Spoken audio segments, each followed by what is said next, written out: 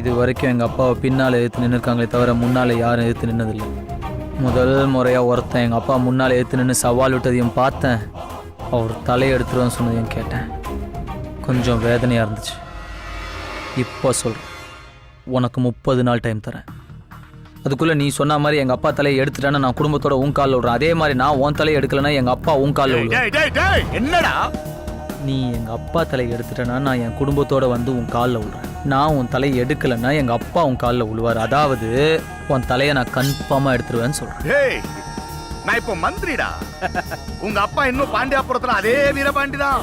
அப்படி நான் சவாலுக்கு ரெடியா? டேய், 30 நாள் உன் அப்பன் தலையை நான் எடுக்கிறேன்டா. யாரை தூக்குறதுன்னு பார்ப்போங்க. அப்போ எங்கள் அப்பா சொன்ன மாதிரி சீக்கிரமே சிவகங்கை தொகுதியில் பை எலெக்ஷன் வரும்னு நினைக்கிறேங்க. டேய் டேய் டேய் வர்றேங்க.